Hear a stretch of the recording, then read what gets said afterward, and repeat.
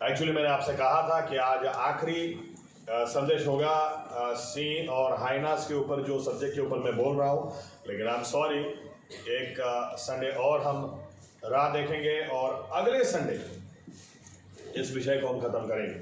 लेकिन आज एक बहुत इंपॉर्टेंट सब्जेक्ट, बहुत बहुत बहुत इंपॉर्टेंट। हर संदेश जो परमेश्वर की ओर से आता है वो इंपॉर्टेंट ही होता है। आमीन। आज हम इस बात को देखना चाहते हैं, या तो एक आयत और देखते हैं, लूका 9,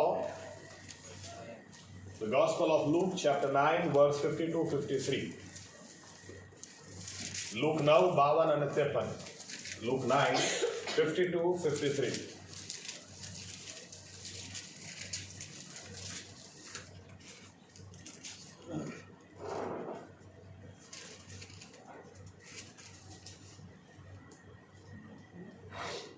તેણે પોતાની આગળ ખેપિયા મોકલ્યા। તેઓ તેને સારું તૈયારી કરવા માટે સમૃદ્ધિઓના એક ગામમાં ગયા। તેઓએ તેનો આવકાર કર્યો નહીં, કારણ કે તેનું મોં યરૂશાલેમ બની હતું। और एक आयत पढ़ी लेते हैं, लूक 9 और आखिरी आयत।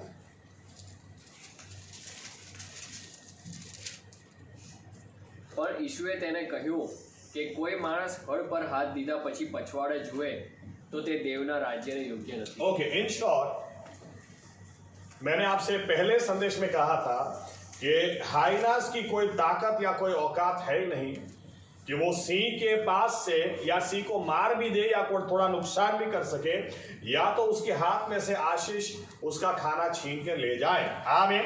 उसकी कोई ताकत, उसकी कोई औकात है ही नहीं, लेकिन फिर भी वो इसलिए कर सकता है क्योंकि सिंह कहीं ना कहीं गलती कर बैठता है। आज हमारे लिए भी ये हकीकत है। बाइबल कहती है परमेश्वर प्रभु यीशु ने शैतान का सिर हमारे पैरों के नीचे रखा है। आमीन। इसीलिए वो, और ऑलरेडी बाइबल बताती है वो हारा हुआ है, लेकिन फिर भी वो अगर हमारे जीवन में कहीं सफल हो जाता है या कहीं हमें चोट पहुंचा जाता है या कुछ काम अपना कर जाता है, तो गलती न प्रभु यीशु की है न किसी और की है, हमारी है। आमीन। हम गलती करते हैं, और इसीलिए एक विषय जिसके ऊपर आज मैं बोलना चाह रहा हूं कि हमारे पास एक ठोस निर्णय होना चाहिए। हम जो भी वचन सुनते हैं ना, उसके ऊपर हम आखिरी में प्रार्थना के पहले क्या बोलते हैं? निर्णय करो, डिसीजन लो।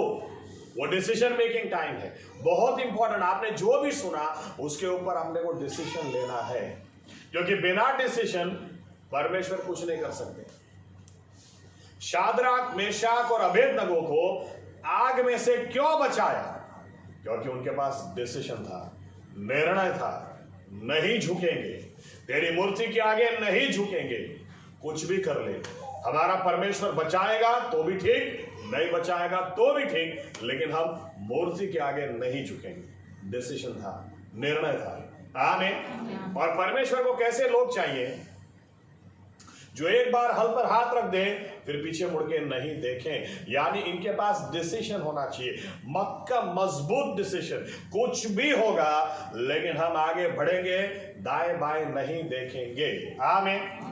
यीशु मसीह के बारे में खुद ऐसा लिखा 9वें अध्याय में 63वीं आयत में, वो या 62 या 63 आयत है कि प्रभु यीशु बोलते हैं कि एक बार आदमी हल पर हाथ रखकर पीछे मुड़कर देखे, वो परमेश्वर के राज्य के लिए लायक नहीं। लेकिन उसके पहले प्रभु यीशु के खुद के बारे में लिखा है, इंग्लिश में ऐसा लिखा है, his face was steadfast towards Jerusalem. वो फाइनल डिसीजन था, यरूशलेम जाना ही है। समारिया के लोग चाहते थे हमारे साथ थोड़ा रुक जाओ, हमारे साथ थोड़ा टाइम स्पेंड करो, यरूशलेम मत जाओ। लेकिन बाइबल कहती है जब समारिया के लोगों को भी पता चला ये यहां पर रुकेगा नहीं, ये यरूशलेम ही जाएगा, तो लिखा है उनको बात पसंद नहीं आई। लेकिन प्रभु यीशु का निर्णय ठोस था, वो जानते थे आगे क्या होने वाला है, लेकिन फिर भी उन्होंने अपना मुंह यरूशलेम की ओर फिक्स कर दिया। यानी अब उनको रास्ते में कोई रोक नहीं सकता, कोई बात भी रोक नहीं सकती, बस वो आगे बढ़ते जाएंगे और वही बढ़ेंगे। आमीन। जो विषय आज हम देखना चाहते हैं वो ये है कि परमेश्वर का काम कभी रुकता नहीं, कभी रुकने वाला नहीं। आमीन। लेकिन हमें यह देखना है कि अगर उसने मुझे चुना है तो मैं पीछे मुड़ के कभी देखूंगा नहीं। आमीन। बहुत सारे लोग क्यों पीछे चले जाते हैं? आत्मिक जीवन में अच्छे खुदाखुद करते हैं, स्तुति आराधना करते हैं, धन्यवाद देते हैं, बाइबल पढ़ते, सब कुछ करते हैं, लेकिन एक टाइम आता है कोई ना कोई कारण से ये पीछे चले जाते हैं। यही समय है हाइनाज सी के ऊपर हावी हो जाते हैं। उनको पता है जब तक सी अपने समूह में है, अपने टुल्ले में है। एक उदाहरण दे दूं, अभी जेपी साहब बोलते हैं कि नहीं मुझे पता नहीं, लेकिन जब से मैं उनको सुनता था बरसों से, उनका एक वाक्य था, कबूतर में बुद्धि ज्यादा है, कबूतर को भी पता है वो दूसरे कबूतर के साथ ही रहता है। गधे को भी बुद्धि ज्यादा है, गधा दूसरे गधे के साथ ही रहता है।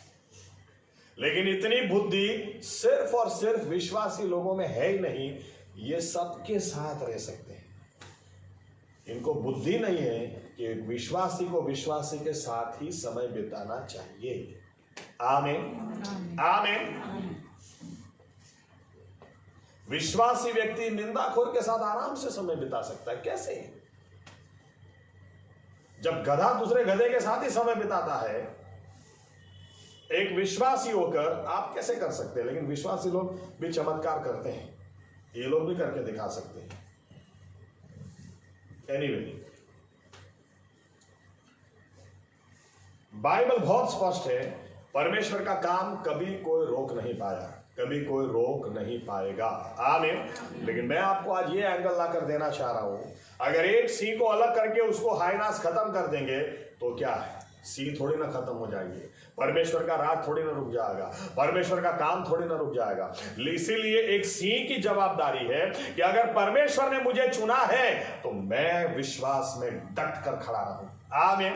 क्योंकि उसको ऐसे लोग चाहिए जो कुछ भी हो जाए, ना दाएं देखे ना बाएं देखे, हल पे हाथ रख दिया तो पीछे मुड़कर नहीं देखना है। नहीं तो परमेश्वर का वचन स्पष्ट है, तू नहीं तो कोई और से। पतरस ने यही तो खड़े होकर बोला। पतरस ने क्या बोला?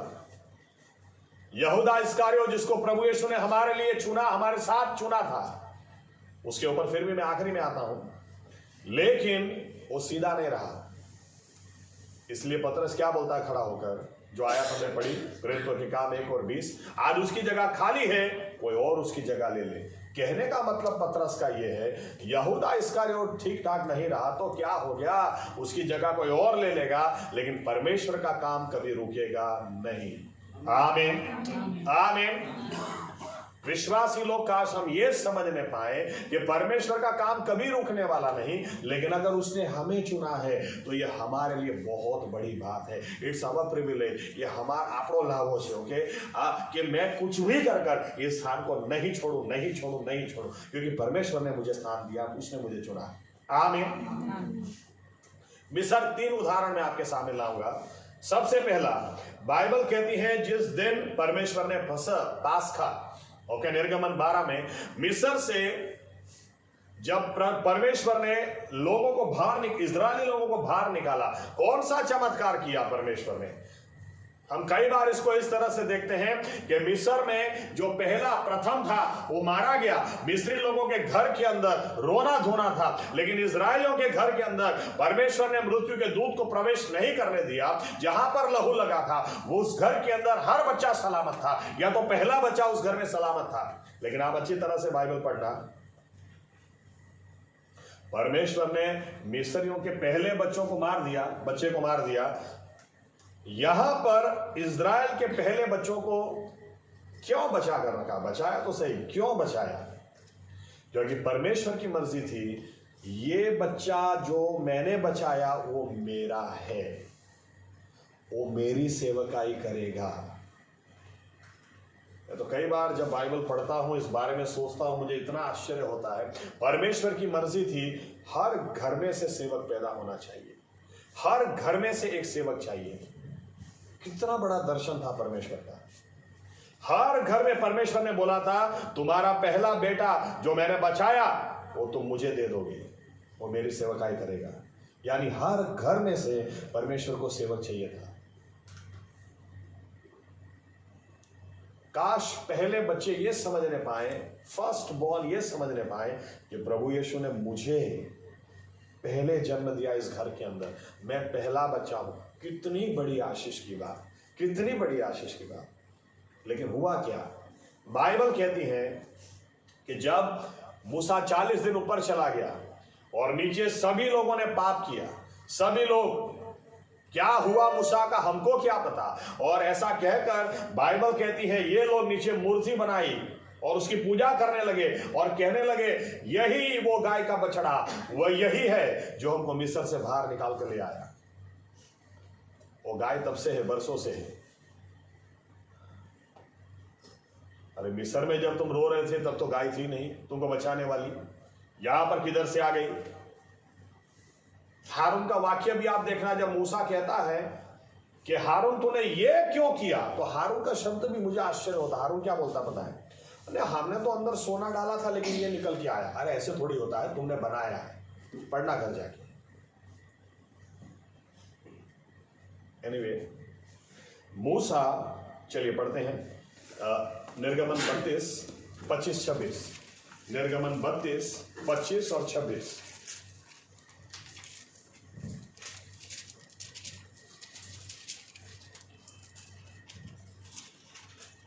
અને મૂસાએ જોયું કે લોકો છકી ગયા છે, કેમ કે હારૂને તેમને છકી જવા દઈને તેઓના શત્રુ મધ્યે હાસ્યપત્ર થવા દીધા હતા। ત્યારે મૂસાએ છાવણીની ભાગળમાં ઊભા રહીને કહ્યું કે યહોવાના પક્ષનો તે મારી પાસે આવે। आगे, અને લેવીના સર્વ પુત્રો તેની પાસે એકઠા થયા। अब देखिए, मूसा ने वहां पर जब ये सब देखा, मूसा का दिल टूट गया। उसको इतना गुस्सा आया कि उसने परमेश्वर ने जो 10 आज्ञाएं दी थी वो भी गुस्से में उसने फेंक दी। लेकिन फिर जोर से आवाज लगाकर क्या बोलता है? परमेश्वर के पक्ष में कौन है? यहोवा के परमेश्वर में कौन है? पक्ष में कौन है? वो मेरे पक्ष में आकर खड़ा रहे। किसको आना चाहिए था? हर पहले बच्चे को आना चाहिए था। आमीन। क्योंकि उनको परमेश्वर ने सेवकाई के लिए चुना था। लेकिन क्या हो गया? बाइबल कहती है लेवी लोग आके खड़े हो गए। लेवी आए, पहला एक भी बच्चा नहीं दिखाई दिया। परमेश्वर को क्या बोलना पड़ा बाद में? पढ़ते हैं गिनती 3रा अध्याय, नंबर्स, गणना 3रा अध्याय 12 और 13 आया।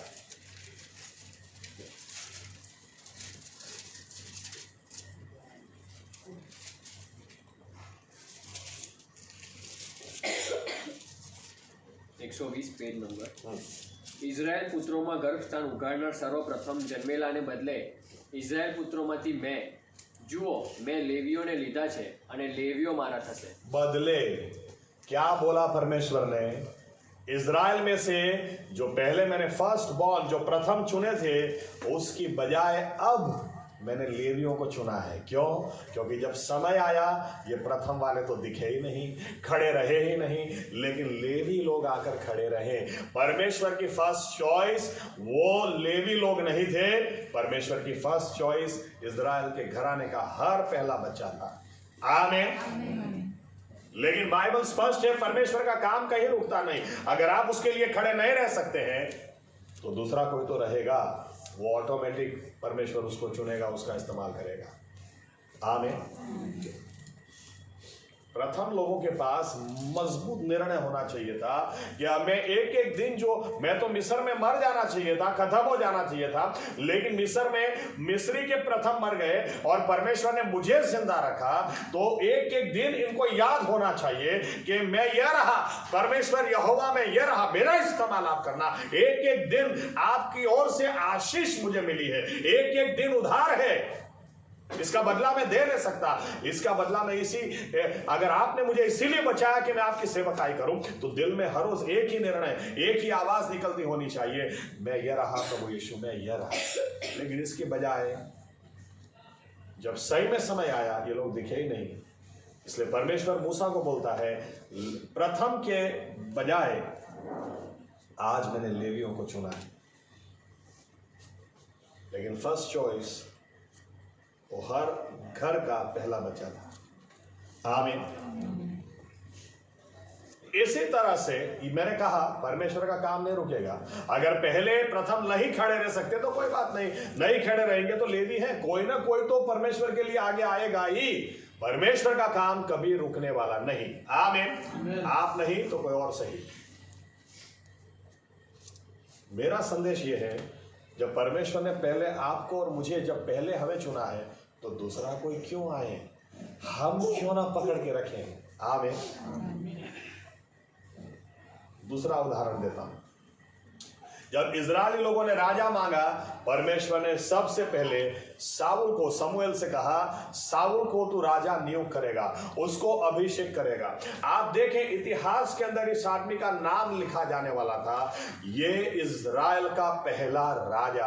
और परमेश्वर अपने निर्णयों को बार बार बदलता नहीं है कि आज ये राजा, कल वो राजा, कल वो राजा। परमेश्वर ने जब साउल को चुना, उस चुनाव में उसका बेटा योनाथान भी था।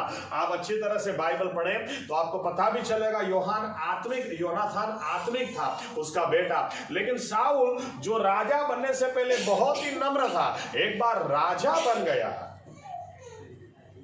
इतना नम्र था कि बिना पैसों के वो परमेश्वर के दास के पास भी नहीं जाना चाहता था, खाली हाथ नहीं जाना चाहता था। और जब उसे पता चला, समूएल ने कहा, परमेश्वर ने तुझे इजराइल का राजा चुना, तो क्या बोलता है, नहीं, कोई भी हो सकता राजा, मैं नहीं, क्योंकि मेरा घराना, मैं बेंजामिन के कुल का हूं, सबसे छोटा घराना है, और उसमें भी हमारा सबसे छोटा घर है, कैसे हो सकता। इतना नम्र था, उसको आश्चर्य था। लेकिन राजा बनते ही पर निकल आए। बहुत सारे लोग आज ऐसे ही हैं। और दुकान के ऊपर लिखा होता ना, जब उधारी मांगने आते हैं तो गाय के जैसे, और जब दुकानदार पैसा मांगेगा तो शेर और शेरनी बन जाते हैं। क्या वे, तेरे को ऐसा है कि मैं नहीं दूंगा। चर्च में भी लोग ऐसे ही आते हैं, जब इनके जीवन में समस्या हो, ऐसे नम्र होते हैं कि आप सोच भी नहीं सकते। लेकिन इनका काम एक बार निकल जाए, इसके बाद ऐसे पर निकल आते हैं कि आप कल्पना भी नहीं कर सकते। लेकिन आपको यह नहीं पता चल रहा कि हाइनास आपको अलग ले जा रहे हैं। आप और होशियार नहीं हो गए, आप और बुद्धू हो गए। साउल के साथ यही हुआ। पढ़ते हैं, देखो परमेश्वर को टाइम लगता ही नहीं है। पहला समूएल 13वां अध्याय, पहला समूएल, फर्स्ट सैमुएल 13वां अध्याय,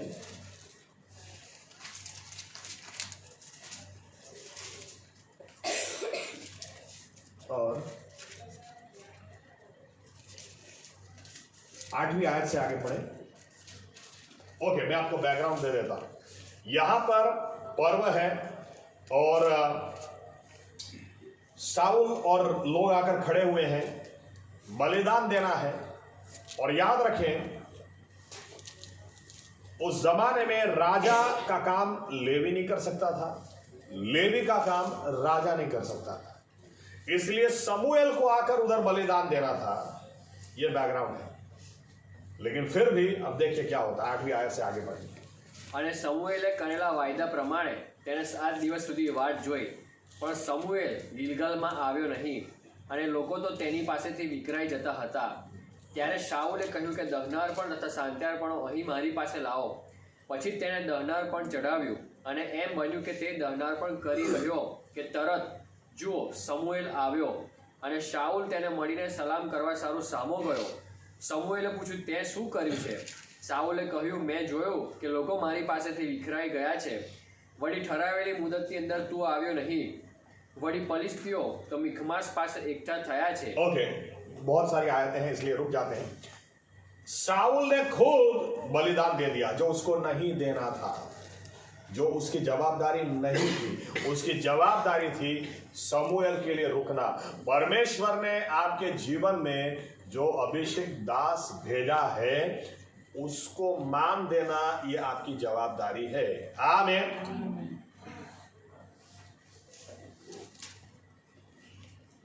बहुत सारे लोग, इनको पता ही नहीं चलता है, इनका दिमाग यहां तक जाता ही नहीं है। ये कभी भी अभिषेक सेवक के सामने खड़े हो जाते हैं, अरे वो क्या, उसकी प्रार्थना से थोड़ी ना काम होता है। अरे हमारी भी प्रार्थना परमेश्वर सुनता है, हमारी भी प्रार्थना से काम होता है। अरे उसके साथ साउल को समूएल ने अभिषेक किया था। आमीन। और आज साउल ऐसे स्थान में आ गया, उसको समूएल की जरूरत ही नहीं, और उसको परमेश्वर ने रखा है। आमीन। उसको समूएल की जरूरत ही नहीं है, खुद ही कर दिया। तुरंत समूएल के मुंह से क्या निकला? 14वीं आयत। પણ હવે તારું રાજ્ય કાયમ રહેશે નહીં। हाँ।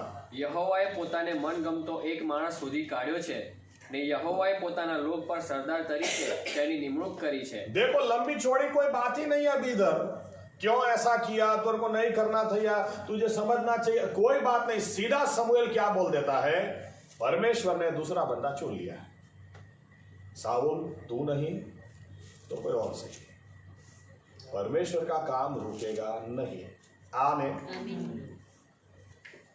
लोगों को समझ में ही नहीं आता है, पहली पसंदगी साउल को समझ में ही नहीं आया।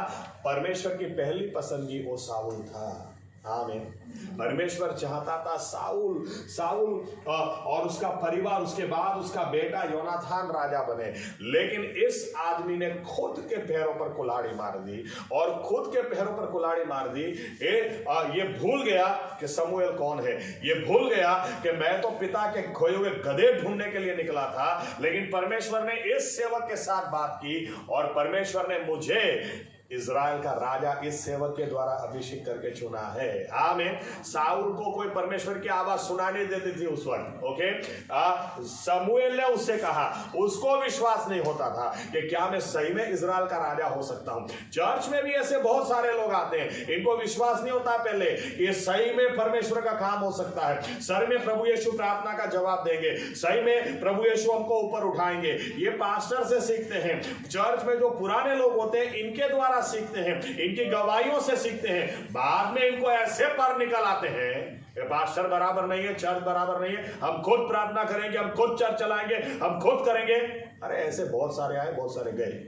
परमेश्वर तुरंत बोलता है, ठीक है, मैंने दूसरा चुन लिया है, तू नहीं तो कोई और सही। उसको देर लगती नहीं है। इसीलिए ऐसे कितने लोग आए, कितने गए। एक व्यक्ति, मैं अभी कुछ उदाहरण दूंगा आपको, लेकिन एक व्यक्ति ऐसा नहीं है जो सही में आशीषित हुआ हो, क्योंकि परमेश्वर की योजना में ही नहीं है। आमीन।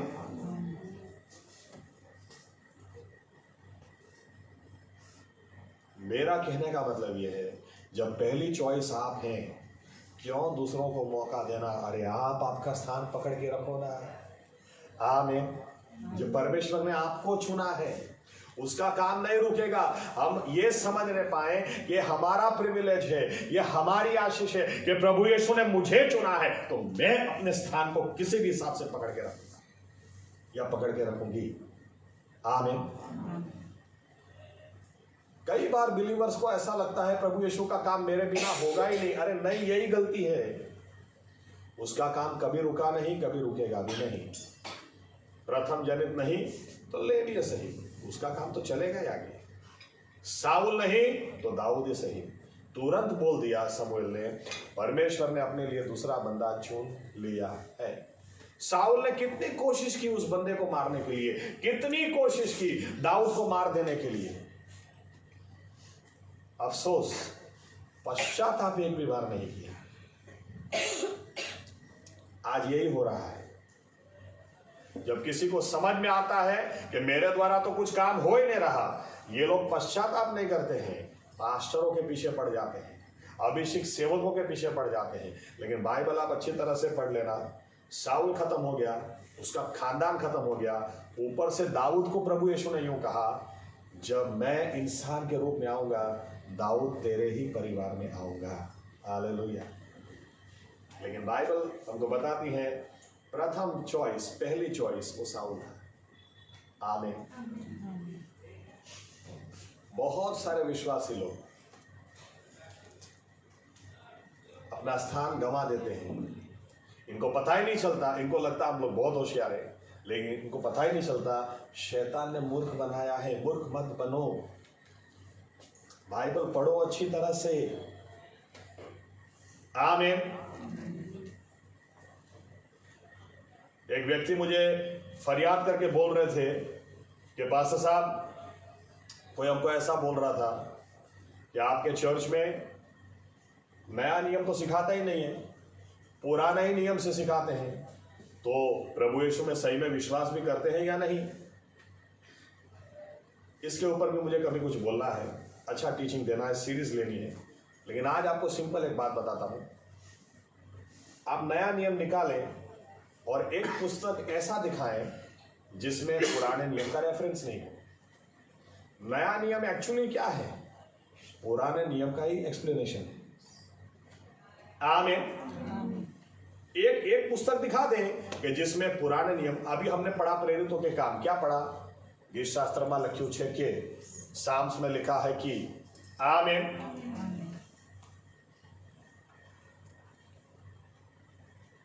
समूएल जो परमेश्वर ने रखा है वो बराबर जानता है। आमीन। आपको परमेश्वर ने चुना, इस स्थान को छोड़ना मत, कुछ भी हो जाए पकड़े रखो। आमीन। आखिरी उदाहरण देता हूं, उसके बाद कुछ गवाहियां देता हूं।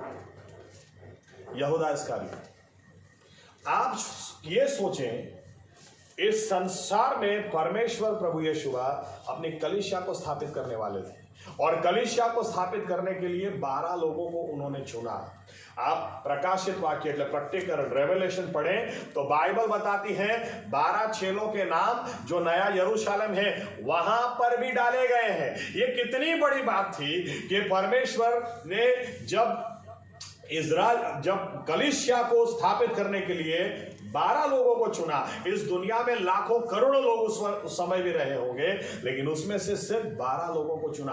एक एक व्यक्ति, कितना प्रिविलेज उसका कि परमेश्वर प्रभु यीशु ने मुझे चुना, वो मैं उसके साथ चलता हूं। अरे अंधी आंखों को खुलते मैं देखता हूं, पानी पर चलते उसको, वो हमको बचाने के लिए आया, मैंने उसको देखा है। 5 रोटी 2 मछलियां ही थी, लेकिन उसके बावजूद उसने तो आसमान में ली, हाथ में ली, उसको आशीषित मांगी, आसमान में देखा और लोगों को देना शुरू किया, और ऊपर से 12 टोकरियां बच गई। कितनी आशीष की बात थी। इस संसार में प्रभु यीशु जो शैतान के काम को नाश करने के लिए आए, उन्होंने कलीसिया को स्थापित करने के लिए 12 चेलों को चुना। 12 लोग, ये 12 लोग कितने प्रिविलेज, कितनी बड़ी बात थी। लेकिन बाइबल बताती है यहूदा इस्करियोती वो सीधा नहीं रहा। यहूदा इस्करियोती, ओके, यहां पर भी कुछ बोलता हूं। कई लोग ऐसी बातें करते हैं,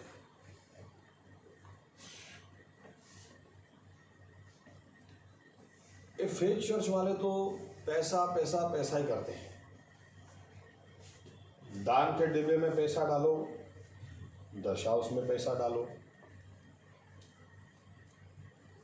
नए नियम में किधर है मैं बताऊंगा। अभी एक ही बात बताता हूं, इसीलिए इधर सीखने के लिए आने का, सिखाने के लिए नहीं आने का। आमीन। बाइबल बताती है जंगली जैतून को काट के किधर डाला? अच्छे जैतून में डाला। अच्छा जैतून कौन है? इज़राइल है। पहले से उधर डाला। आमीन। यानी नियम कौन से लागू होंगे? इज़राइल के।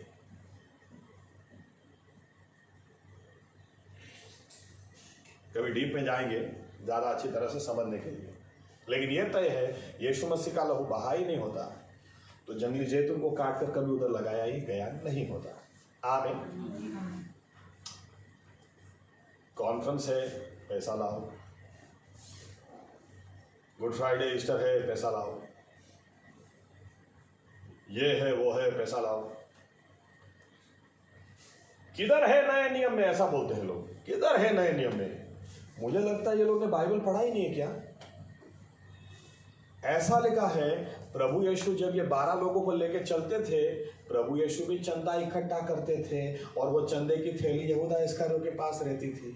जो व्यक्ति खुद ईश्वर होकर इंसान के रूप में आया है, जो व्यक्ति 5 रोटी 2 मछली से ऐसे ही सबको खाना खिला सकता है, उसको क्या पैसे की जरूरत है भाई? जो व्यक्ति पतरस को यूं बोल सकता है, ए पतरस तू जाल डाल और मछली आएगी, और मछली जब आएगी उसके मुंह में से सोने का सिक्का निकलेगा, उससे तेरा और मेरा टैक्स भर देना, अरे उसको कहां पैसों की जरूरत है? फिर भी बाइबल बताती है यीशु मसीह चंदा इकट्ठा करते थे।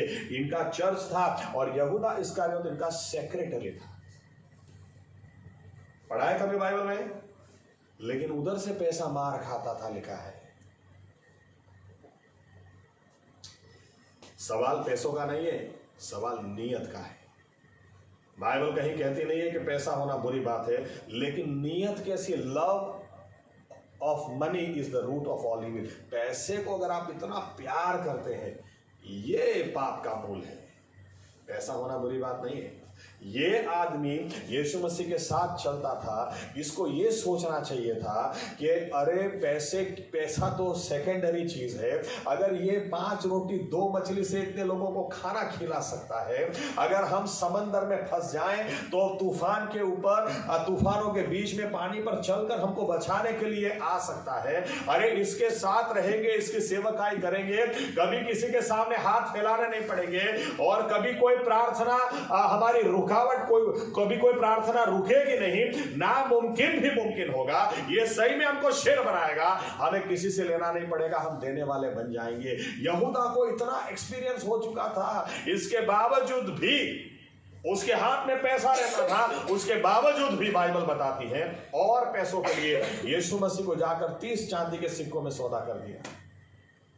काश ये समझने पाया होता, 12 लोगों को परमेश्वर ने चुना है, लेकिन पैसे सिर्फ मेरे हाथ में दिए हैं। पैसे ना पतरस के हाथ में दिए, ना याकूब के, ना योहान के हाथ में, ना फिलिप, ना नथानियल के हाथ में। पैसा प्रभु यीशु ने यहूदा इस्करियोत के हाथ में दिया। ये आदमी ये सोच नहीं पाया कि मैं इन 12 लोगों में, देखो इनको कुछ भी खाना पीना होता होगा, कुछ भी खर्चा करना होगा, तो क्या पतरस को बोलना ना यहूदा, जरा यहूदा का कितना प्रिविलेज था, लेकिन यह आदमी समझ नहीं पाया। 30 चांदी के सिक्कों में जाकर उसने प्रभु यीशु को ही बेच दिया। बाइबल क्या बताती है? परमेश्वर का काम रुक गया? नहीं। अब यहां पर देखिए, पेंटिकोस का दिन आने वाला है, पवित्र आत्मा को परमेश्वर उंडेलने वाला है, लेकिन पवित्र आत्मा को उंडेले उसके पहले बाइबल बताती है, पतरस खड़ा होकर यूं बोलता है कि उसकी जगह खाली पड़ी है। और पहले ही भजन संहिता में, यानी पुराने नियम में पहले ही बोल दिया गया था दाऊद के द्वारा, उसकी जगह कोई और ले ले। मत्थिहास ने ली, वो लोग ने चिट्ठियां डाली और मत्थिहास ने उसकी जगह ली। तू नहीं कोई और सही, लेकिन परमेश्वर का काम कभी रुकेगा नहीं। आमीन। मैं बहुत सारी बातों से रिलेट कर सकता हूं। मैंने ज्यादातर दूसरों की ही जगह ली है।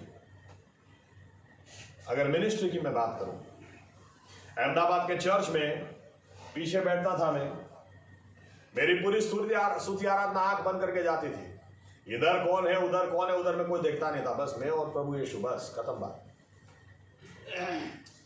उस वक्त जेपी साहब का अनुवाद जो करते थे वही चर्च छोड़ के चले गए। दूसरे को खड़ा किया तो उन्होंने बोला नहीं भाई हमसे नहीं होगा।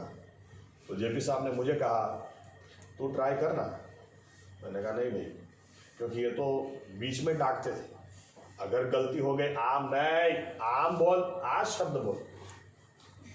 मैं कहा नहीं भाई मुझसे नहीं होगा। नहीं ट्राई तो कर। ठीक है, उनके साथ वो इंग्लिश में बोले, मैं गुजराती में बोलूं। एक कॉन्फ्रेंस के अंदर वो प्रचार कर रहे थे, आनंद में बराका सेंटर में अपनी कॉन्फ्रेंस थी। और वहां पर वो अंग्रेजी में बोल रहे थे, मैं गुजराती में बोल रहा था। मुझे पता नहीं नाम क्यों याद नहीं आ रहा है। प्रभु परमेश्वर तू कितना भला है, ये गाना जिन्होंने लिखा था, हमारी कॉन्फ्रेंस के बाद उनकी कॉन्फ्रेंस थी। तो वो जब उधर आए सेंटर में, उन्होंने मुझे सुना, तुरंत वो, ये कौन है, क्या ट्रांसलेशन करता है, मेरी कॉन्फ्रेंस में मुझे ये चाहिए, इसको बुलाओ। मुझे आकर बोला कि आपको ट्रांसलेशन के लिए बोल रहे हैं। मैंने कहा मना कर दो, मेरी सेवकाई ट्रांसलेशन की है ही नहीं। मुझे पता है आप ट्रांसलेशन में जाओ बहुत अच्छा पैसा मिलता है। मुझे कहा गया 3 दिन की कॉन्फ्रेंस है, 10,000 रुपया मिलेगा, आने जाने का मिलेगा, 3 दिन अच्छी होटल में रहने का, खाने का मिलेगा। मैंने कहा मुझे चाहिए ही नहीं। मेरा एक निर्णय है, मैं सिर्फ अपने पास्टर साहब के लिए करता हूँ। लेकिन वो जगह भी मैंने बनाई नहीं है, किसी ने छोड़ दी तो उसकी जगह मुझे मिली।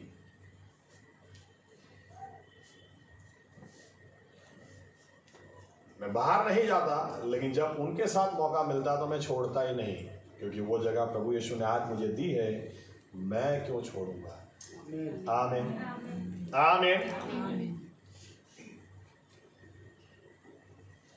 मैं कॉन्फ्रेंस में सिर्फ प्रीचर्स जो आते थे वो प्रीचर्स का ट्रांसलेशन करता था, वर्शिप लीडिंग नहीं करता था। लेकिन जो वर्शिप लीडिंग करता था मेरा दोस्त ही था।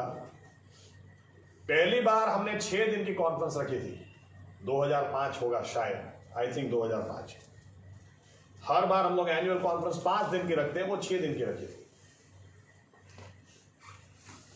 किसी और के साथ भाग गया, वो वर्शिप लीडिंग करता था।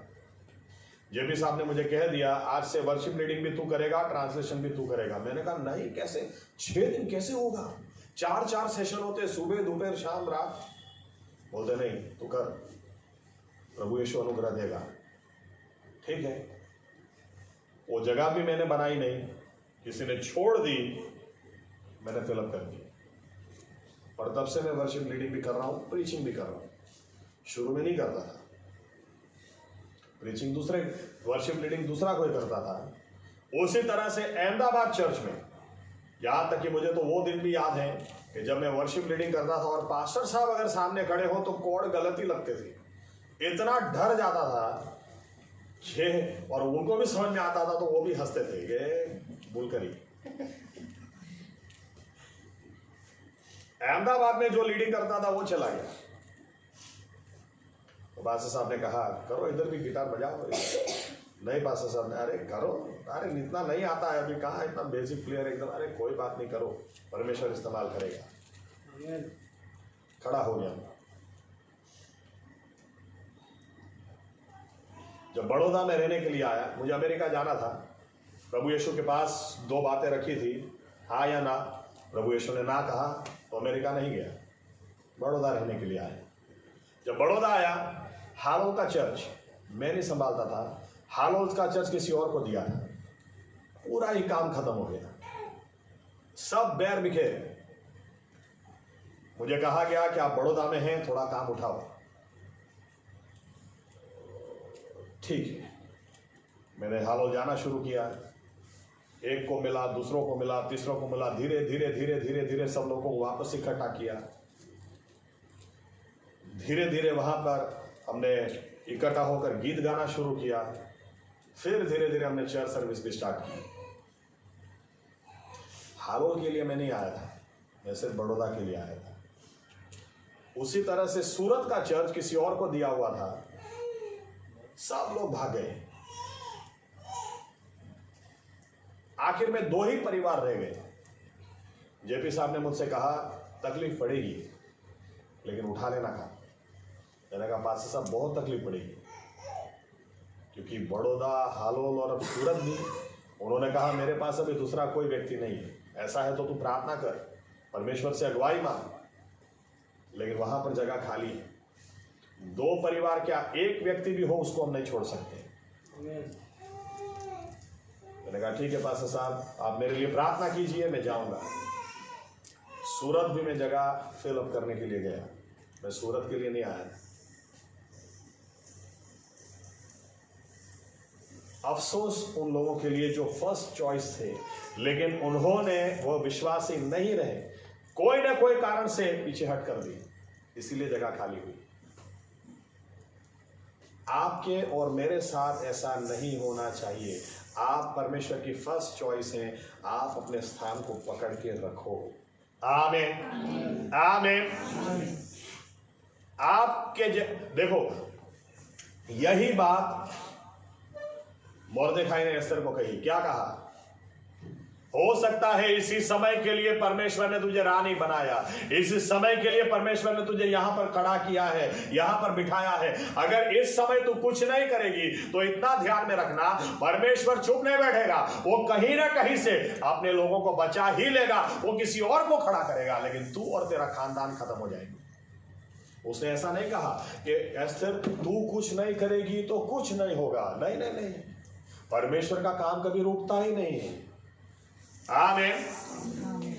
तू नहीं करेगी ना कुछ तो परमेश्वर और कहीं से छुटकारा लाएगा, लेकिन वो अपने लोगों को जरूर बचाएगा। लेकिन एस्तर इस बात को पहचान गई। लेकिन ये बात सही है, for such a time as this, ऐसे समय के लिए प्रभु यीशु ने मुझे चुना है, तो मैं भी अपनी जगह छोड़ूंगी नहीं, मैं भी उपवास करूंगी, मैं भी प्रार्थना करूंगी, लेकिन इस स्थान से इतिहास खड़ा करूंगी। उसने कर दिखाया। आमीन। आपका और मेरा यही निर्णय होना चाहिए। अगर आप प्रभु यीशु में हैं, ध्यान में रखना, आप सेकंड चॉइस नहीं, आप फर्स्ट चॉइस है। पहली पसंदगी आप है। कभी इस स्थान को नहीं छोड़ना, कभी भी नहीं छोड़ना। जो राजाओं का राजा, प्रभुओं का प्रभु है, दिन रात दूत जिसकी आराधना करते हैं, उसने आपको और मुझे चुना है, वो कभी गलत नहीं होता है। आमीन। कभी भी आपके स्थान को नहीं छोड़ना।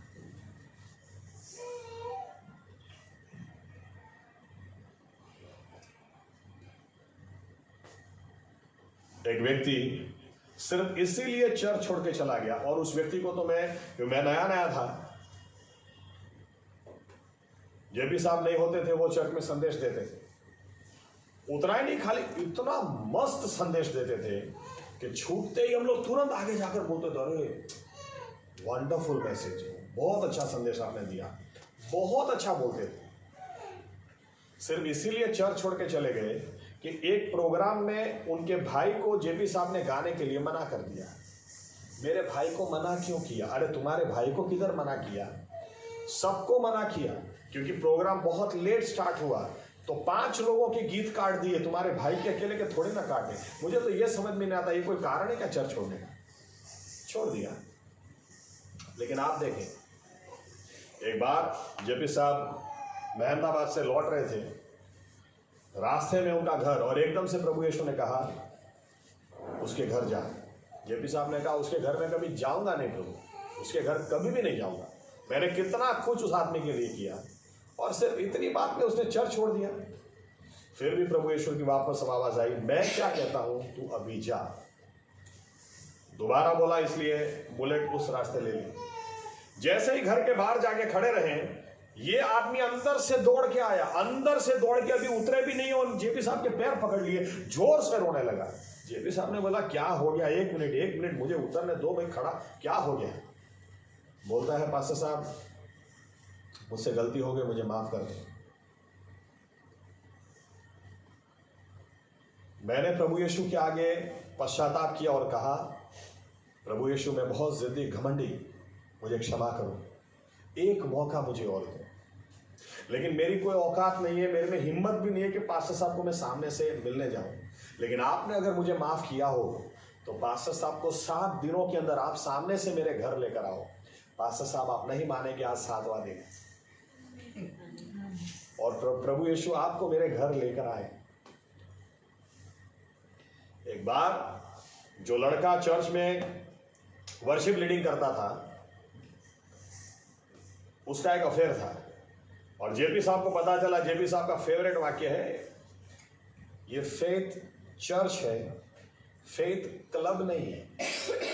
क्लब खोल के नहीं बैठे हैं, लफड़ा बफड़ा इधर चाहिए नहीं, इधर सुधरने के लिए आओ, सीखने के लिए आओ, स्वर्ग के लिए अपने आप को तैयार करने के लिए आओ, ये क्लब नहीं है। आमीन। जेपी साहब ने वो लड़के को बिठा दिया, पहले तेरा जीवन सुधार, उसके बाद आगे खड़ा रहना, चल बैठ जा। इस बात पे वापस वो व्यक्ति ने चर्च छोड़ दिया।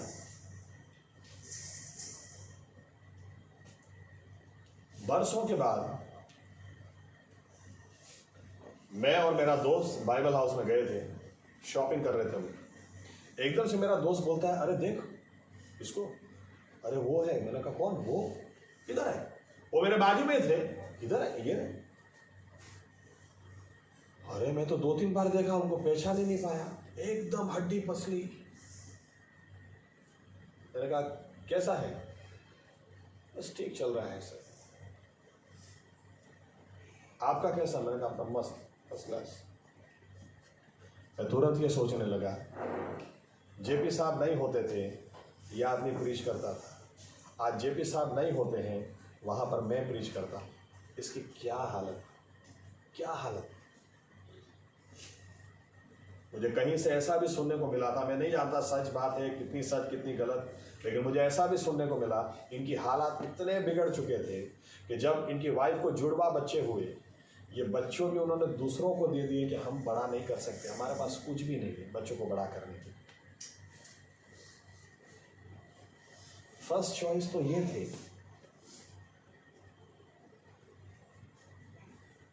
काश हम लोग समझने पाए।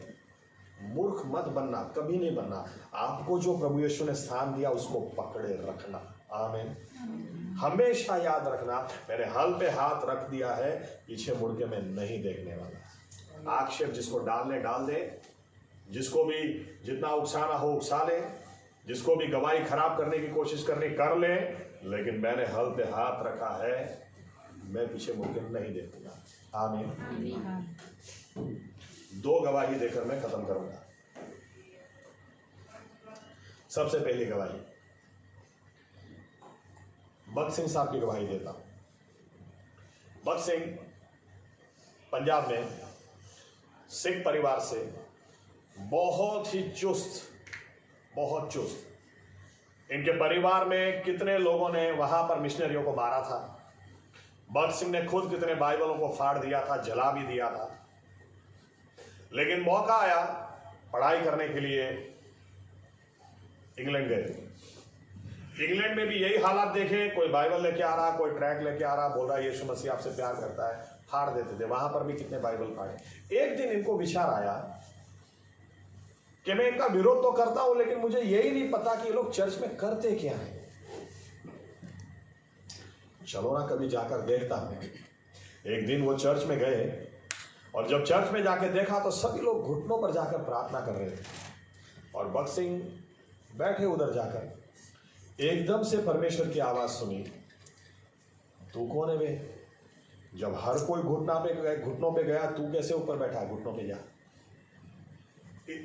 एकदम इतने डर गए, किधर से आवाज आई, एकदम घुटनों पे चले गए। और जैसे ही घुटनों पे गए, पवित्र आत्मा ने उनका कब्जा लिया। आंखों में से आंसू निकलने लगे, पश्चाताप करने लगे। जब वो चर्च से बाहर निकले, ये उद्धार पा चुके थे। सीधे ही अपने रूम पे गए, अपनी पगड़ी खोली, बाल काट दिए।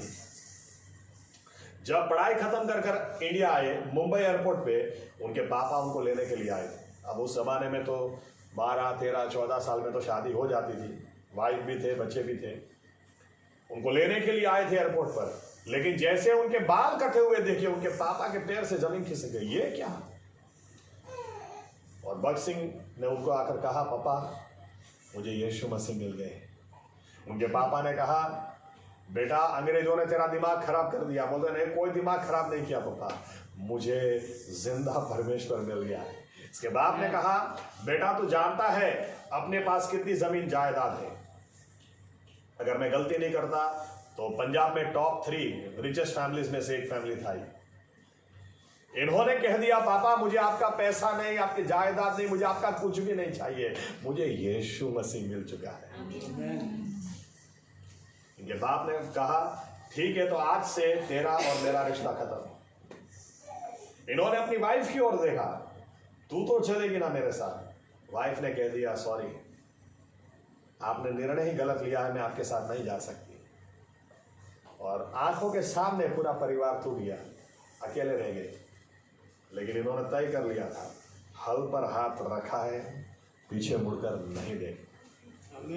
वहां से वो मुंबई में फुटपाथ पर चल रहे थे, पता नहीं था, कोई जानता नहीं, कोई पहचानता नहीं, अपना परिवार तो पंजाब में है, क्या करने का। एकदम से एक व्यक्ति उनको आकर मिलता और बोलता है, आप कहीं खो गए हैं, कुछ कंफ्यूजन है।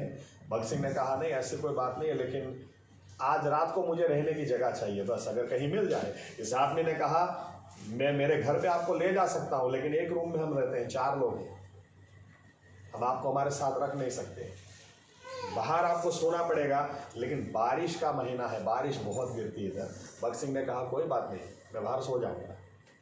यह आदमी उनको ले गया, बाहर सुला दिया। पूरी रात यह आदमी नहीं सोया, क्योंकि पूरी रात बाहर बारिश गिरती रही। यह आदमी सोचता रहा, मेरे घर में जगह नहीं है, उस आदमी को मैं अंदर नहीं ला सकता। सुबह जल्दी से उठकर जब दरवाजा खोल के उधर जाकर देखता है तो भगत सिंह आराम से सो रहे हैं, चारों बाजू बारिश गीला है, भगत सिंह के ऊपर एक छींटा पानी नहीं। इसने उठाया और बोला कि ऐसा कैसे हो सकता है। भगत सिंह ने कहा, मैं जिस परमेश्वर में विश्वास करता हूं उसके बारे में मैं आपको बताता हूं। और उन्होंने प्रभु यीशु के बारे में बताया, और इस परिवार ने प्रभु यीशु को अपना जीवन दिया। ये भगत सिंह साहब का पहला ये मिनिस्ट्री की शुरुआत इनकी यहां से हुई। आज इंडिया का एक शहर ऐसा नहीं है जहां पर भगत सिंह साहब की कलीसिया नहीं है। बड़ौदा में भी है, सूरत में भी है, अहमदाबाद में भी है, अमेरिका में भी है, यहां तक कि इनको इंडिया का बिली ग्रैहम बुलाया जाता था।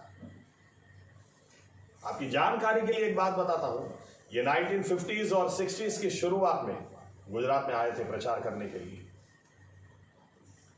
इनके प्रचार की वजह से जब आए तब ऐसी मान्यता थी, एक घर में एक बाइबल होना जरूरी है। भगत सिंह साहब ने आकर प्रचार किया, आपके पास आपका पर्सनल बाइबल होना चाहिए, जिसको आप कह सके ये मेरा बाइबल। और तब से 5 लोग घर में हैं तो 5 बाइबल हो, 10 लोग हैं तो 10 बाइबल हो। ये भगत सिंह साहब की मिनिस्ट्री की वजह से हुआ। खैर, बहुत सारी बातें हैं, लेकिन जब ये डेथ बेड पर थे, बीमार थे और ऐसा लग रहा था मर जाएंगे, तो इनके आजू बाजू राइट हैंड लेफ्ट हैंड वाले लोग इनको आकर बोलते थे, हम प्रार्थना करते हैं प्रभु यीशु आपको ले लें। भगत सिंह एक ही बात बोलते थे, मैंने प्रभु यीशु से वाचा बांधी है, तो अगर अपने दूत को भेजेगा मुझे लेने के लिए तो मैं नहीं आने वाला। जिस दिन तू खुद आएगा उसी दिन मैं तेरे साथ जाऊंगा, तब तक मैं जान अपनी दूंगा नहीं। 8 साल में इस हालात में रहे, लोग बोलते रहे, ये एक ही बात कहते रहे, मैं तब तक अपनी सांस छोड़ूंगा नहीं जब तक यीशु मसीह खुद मुझे लेने आते नहीं। और ऐसा माना जाता है, क्योंकि उनका आखिरी बेस हैदराबाद में था, ऐसा माना जाता है यीशु मसीह खुद आए और उनको ले गए, क्योंकि जिस वक्त वो मरे उसी वक्त हैदराबाद में भूकंप आया। याद रखना, कैसे पता चलेगा परमेश्वर आया? इसीलिए इसीलिए निर्गमन 19 और 20 में क्या पढ़ते हैं हम? भूकंप आया, क्योंकि परमेश्वर की उपस्थिति आई, पत्थर उड़े, धुआं दिखा, कुछ तो होना चाहिए कि पता चले परमेश्वर आया है। आमीन। एग्जैक्ट। और भूकंप भी ऐसा आया कि भूकंप आया जरूर, नुकसान कुछ नहीं हुआ। जब उनकी दफन विधि थी, उस अंतिम क्रिया में, दफन विधि में, ऑफ सीजन मेघ धनुष दिखा, रेनबो, जो सीजन में कभी नहीं दिखता उस सीजन में दिखा। इतना मुस्लिम लोगों के बीच में भी वो इतने प्रिय थे कि हैदराबाद में एक एक तवा उस दिन बंद था। मुसलमान लोग भी बोलते थे, अरे प्रभु का कोई बंदा आज हमारे बीच में नहीं रहा, आज तवा नहीं चलेगा।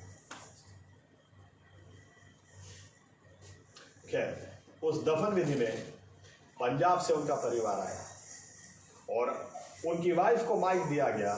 उनकी वाइफ ने कहा, उस दिन एयरपोर्ट पे उसको मैंने देखा था, उस दिन उसको मैंने छोड़ा, ये मानकर हर रोज मैं उसकी राह देखती थी, हर रोज मैं सोचती थी आज तो वापस आएगा, हर रोज उसकी राह में देखती रही आज तो वापस आएगा। लेकिन जिंदगी निकल गई, आज ये आदमी मर गया लेकिन वापस नहीं आया। आज हम लोग पूरा परिवार पंजाब से इसलिए आए हैं, हम ये सोच रहे हैं इसको ऐसा कौन सा ईश्वर मिल गया कि वो वापस ही नहीं आया। आज हम ये कहना चाहते हैं हमको भी प्रभु यीशु चाहिए, हमको भी ये ईश्वर चाहिए जिसके लिए इसने अपनी पूरी जिंदगी दे दी। आपको क्या लगता है, आपकी वाइफ है, उसके बावजूद भी आपका फैमिली नहीं है?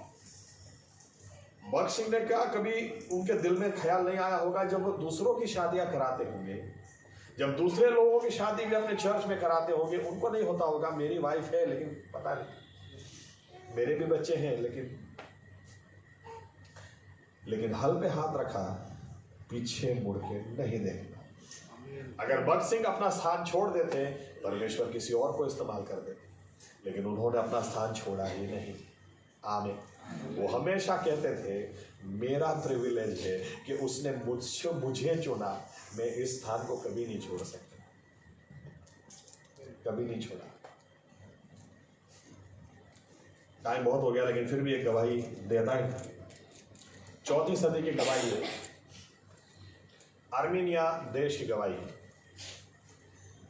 वहां पर कुछ लोगों को पकड़ा गया था, मुझे एग्जैक्टली याद नहीं है तो मैं शायद 12 नाम ले लेता हूँ, 10 12 थे 15 थे, अभी एग्जैक्टली मुझे वो आंकड़ा याद नहीं।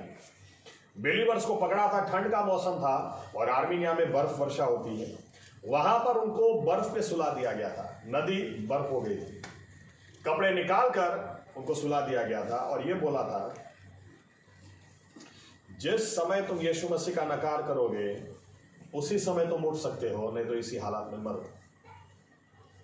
और ये पड़े रहे, यीशु मसीह का नकार हम नहीं कर सकते, पड़े रहे, धीरे धीरे मरने लगे ठंड की वजह से, लेकिन फिर भी नहीं उठे। लेकिन आखिरी समय एक व्यक्ति उठा और कहने लगा मैं यीशु मसीह को छोड़ने के लिए तैयार हूं, मैं यीशु मसीह का नकार करने के लिए तैयार हूं, मुझे मरना नहीं है, ऐसे बोल के भागा। अब वहां पर जो मेन जमादार खड़ा था, दारोगा था, मेन सेनापति जो था, जैसे ये आदमी उठ के भागा, इसने अपने कपड़े निकाल दिए और ये कहने लगा चिल्ला चिल्ला कर मैं यीशु मसीह को स्वीकार करने के लिए तैयार हूं, मैं उसके लिए मरने के लिए तैयार हूं। वो जाके सो गया। हुआ क्या, जब लोग बोलने लगे अरे तुम्हारा दिमाग खराब हो गया क्या, वो आदमी क्या बोलता है, मैंने 12 दूतों को मुकुट लेकर एक व्यक्ति के सर पर रखते देखा, दूसरे के देखा, इस आदमी के सर पर रखने ही वाले थे, ये उठ के भाग गया।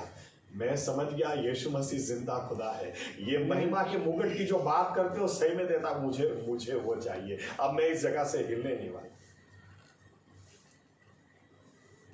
ये गवाही जो छोड़ के भागा इसकी ओर से आई है,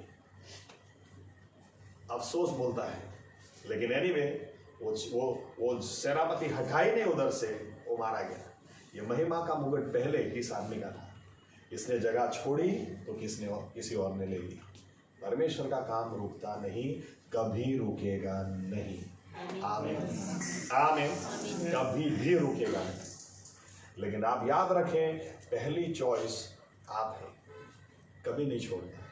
कितने आक्षेप क्यों ना लग जाए, कितने गालियां लोग क्यों ना दें, आपकी गवाही खराब करने की कोशिश क्यों ना करें, कितने आपके पैर क्यों ना खींचें, कितना निराश करने के लिए तोड़ने मरोड़ने, कुछ भी बाकी नहीं रखेंगे लोग, इतना ध्यान में रखना।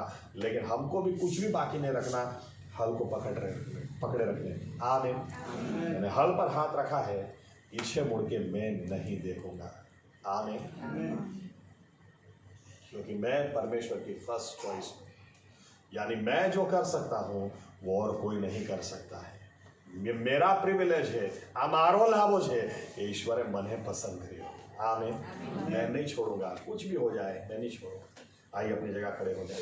ये निर्णय हम लें और इस निर्णय के ऊपर हम आशीष मांगें। और मेरे हिसाब से अगर ये निर्णय हमेशा हमारा बना रहेगा, हमेशा, तो कभी भी हाइनाज इन सियों पर भारी नहीं पड़ सकते।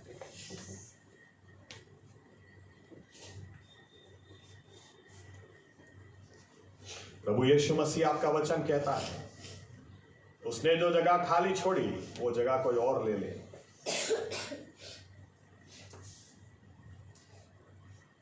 प्रभु यीशु मसीह हमारे लिए ऐसा कभी ना हो, क्योंकि हम यहां पर ऐसे ही नहीं मौजूद हैं। आपने हमको चुना है, अंधेरे में थे, आपने वहां से उजियाले में लाया है। खोए हुए थे, आपने खोज निकाला है। आपके लहू से धोकर शुद्ध किया है। आपका बेटा, आपका बेटी आपने कहलाने का अधिकार दिया है। प्रभु यीशु मसीहा, कुछ भी हो जाए इस स्थान को हम नहीं जाने देंगे। आपने जिस तरह से यरूशलेम की ओर दृढ़ता से आपने देखा, और आप जिस तरह से चल के गए उन्हीं कदमों पर हम भी चले। हल पर हाथ रख के कभी पीछे मुड़ के नहीं देखे, कभी नहीं, क्योंकि हम आपकी फर्स्ट चॉइस हैं। और क्योंकि हम आपकी फर्स्ट चॉइस हैं, हमेशा हम आपको हमारी फर्स्ट चॉइस बनाकर रखें।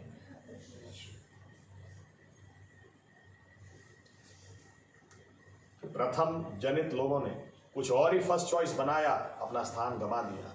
साउल ने कुछ और ही फर्स्ट चॉइस बना दी, अपना स्थान गंवा दिया। यहूदा ने पैसों को फर्स्ट चॉइस बना दिया, अपना स्थान गंवा दिया। हम प्रभु यीशु हमेशा आपको और सिर्फ आपको फर्स्ट चॉइस बनाकर रखेंगे, क्योंकि आपने हमें अपनी फर्स्ट चॉइस बनाया है। ये निर्णय हमारे दिलों में आपके लहू से हम सील करते हैं। ये प्रार्थना प्रभु यीशु मसीहा के नाम से करते हैं, आमीन। ओ आकाश माना हमारा बाप, तुम्हारा नाम पवित्र मनाओ, तुम्हारो राज्य आओ, आकाश में पृथ्वी पर તમારી ઈચ્છા પૂરી થાય। દિવસની અમારી રોટલી આજ તમે અમને આપો, અને જેમ અમે અમારા ઋણોને માફ કર્યા છે તેમ તમે અમારા ઋણો અમને માફ કરો। અમને પરીક્ષામાં ન લાવો, પણ બુરાઈથી અમારો છૂટકો કરો, કેમ કે રાજ્ય તથા પરાક્રમ તથા મહિમા સર્વકાળ સુધી તમારા છે, આમેન। હવે આપણા તારનાર પ્રભુ યેશુવા મસીહાની કૃપા, આપણા આત્માઓની કાળજી હમણાંથી સદા સર્વકાળ સુધી રાખશે, आमेन। धन्यवाद प्रभु यीशु, धन्यवाद।